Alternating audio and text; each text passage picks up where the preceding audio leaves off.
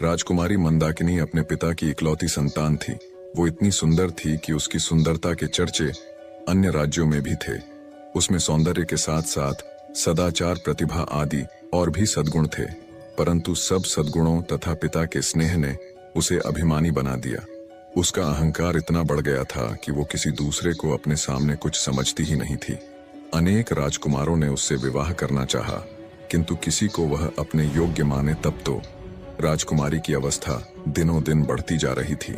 महाराज को लोक निंदा का भय था, लोग कानाफूसी करने भी लगे थे, किंतु राजकुमारी अपने अहंकार में चूर थी।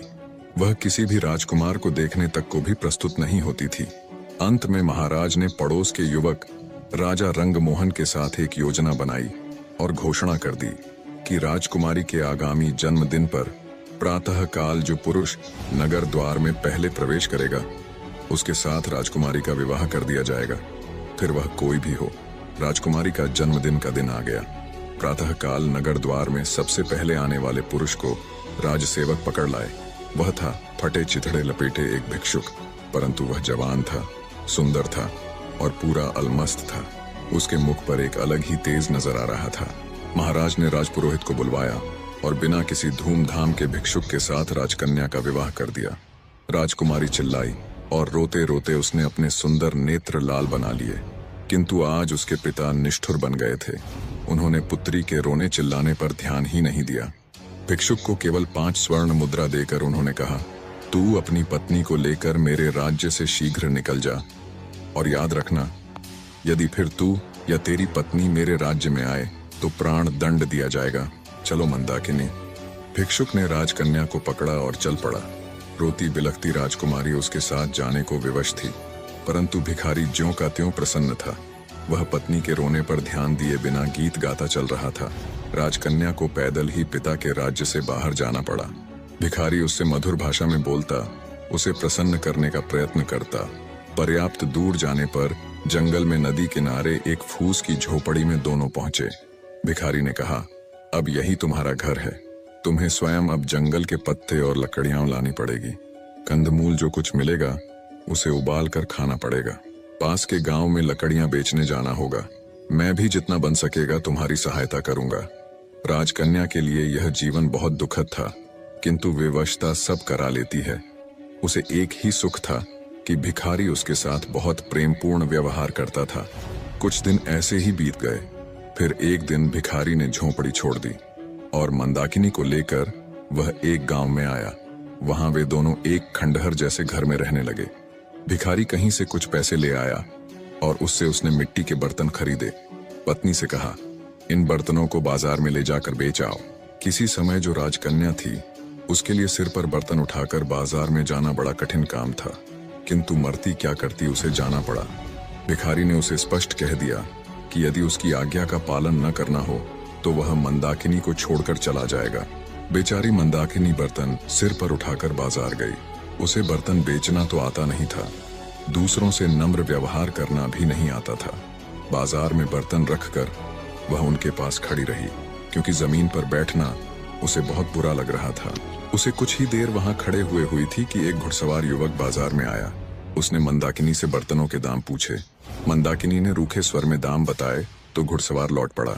मोड़ते समय उसका घोड़ा भड़क उठा। फलतः घोड़े के पैरों की ठोकर से सब बर्तन फूट गए। घुड़सवार बिना कोई ध्यान दिए वहां से चला गया। अब मंदाकिनी को काटो तो खून नहीं, बेचारी रोती हुई घर लौटी। भिखारी आते ही क्रोधित होगा, ये बात सोच सोच कर उसके प्राण सूखे जा रहे थे। भिखारी आया तो देखा रो रो कर मंदाकिनी की आंखें सूज गई थीं। वह कुछ नहीं बोला, परंतु दूसरे दिन कहा, मंदाकिनी, तुम्हें कुछ नहीं आता। मिट्टी के सभी बर्तन टूट गए। अब हम दोनों का निर्वाह कैसे होगा? एक उपाय है, नगर में चलते हैं। सुना है राजा रंगमोहन बहुत दयालु है। उसकी पाकशाला में तुम्हें कोई नौकरी दिलवाने का प्रयत्न करूंगा। तुम्हें काम मिल जाए तो तुम्हारी ओर से निश्चिंत होकर मैं भी कहीं अच्छे पैसे वाला ढंग का काम ढूंढ लूंगा। कुछ धन एकत्र हो जाने पर कोई व्यापार कर लूंगा और तब तुम्हें भी अपने पास बुला लूंगा। राजा रंगमोहन का नाम सुनकर मंदाकिनी ने लंबी सांस ली। एक समय इस नरेश ने उससे विवाह करने का प्रस्ताव किया था। आज वह राजरानी होती, किंतु हाय रे ये घमंड, आज उसी राजभवन में वह दासी बनने जा रही है। जाने के अतिरिक्त कोई दूसरा रास्ता नहीं था। मंदाकिनी नगर में गई और राजा की पाकशाला में उसे नौकरी मिल गई। भिखारी उससे विदा होकर कहीं चला गया। मंदाकिनी का गर्व नष्ट हो गया था, उसका स्वभाव बदल गया था। अब वह अत्यंत विनम्र, परिश्रमी और सावधान सेविका बन गई थी। रसोई घर की अध्यक्षा रंभा कुमारी उसके कार्य से अत्यंत संतुष्ट थी। बसंत पंचमी आई। राजा रंगमोहन का जन्मदिन था। सभी सेवकों को इस दिन नरेश अपने हाथ से पुरस्कृत करते थे। दूसरी सेविकाओं के साथ मंदाकिनी को भी राजसभा में जाना पड़ा। जब सब सेवक पुरस्कृत हो चुके और सब सेविकाएं भी पुरस्कार पा चुकी, तब उसे पुकारा गया। वह हाथ जोड़े, मस्तक झुकाए राज सिंहासन के सामने खड़ी हो गई। नरेश ने कहा, मंदाकिनी, मैं तुमसे प्रसन्न हूँ। तुम्हें तो मैं अपनी रानी बनाना चाहता हूँ। मंदाकिनी चौंक पड़ी। महाराज, आपको ऐसी अधर्मपूर्ण बात नहीं करनी चाहिए। मैं परस्त्री हूँ। क्या हुआ जो मेरा पति भिक्षुक है? मेरा तो वही सर्वस्व है। उसे छोड़कर मैं दूसरे किसी की सोच भी नहीं सकती। वही मेरा स्वामी है। आपकी मुझ पर बहुत कृपा है, तो इतना अनुग्रह करें कि मेरे पति का पता लगवाकर उसे बुला दें। मैं पाकशाला में सेवा करके प्रसन्न हूँ। महाराज रंगमोहन चले गए और थोड़ी देर में वह भिखारी राजमहल से निकला। मंदाकिनी उसे देखते ही दौड़कर उसके पैरों पर गिर पड़ी। भिखारी मुस्कुराया और बोला, मंदाकिनी, मुझे ध्यान से देखो तो तुम्हें मुझ में और रंगमोहन में कुछ सादृश्य नहीं मिलता। भेद खुल चुका था। भिखारी के वेश में उसको ग्रहण करने वाले स्वयं राजा रंगमोहन ही थे और वह थी उनकी महारानी। राजा ने कहा, मंदाकिनी, क्षमा करना, तुम्हारे अभिमान की मुझे कोई दूसरी औषधि मिली ही नहीं, इसलिए तुम्हारे पिता के साथ मिलकर मुझे ये रास्ता अपनाना पड़ा। निष्कर्ष, जीवन में अभिमान और घमंड का कोई स्थान नहीं है। कठिन परिस्थितियां हमारे अहंकार को मिटाने और हमें विनम्र बनाने के लिए आती हैं। जीवन की सच्ची समझ कठिनाइयों से ही मिलती है और सच्चे प्रेम और समर्पण के बिना जीवन में वास्तविक खुशी और संतोष संभव नहीं है।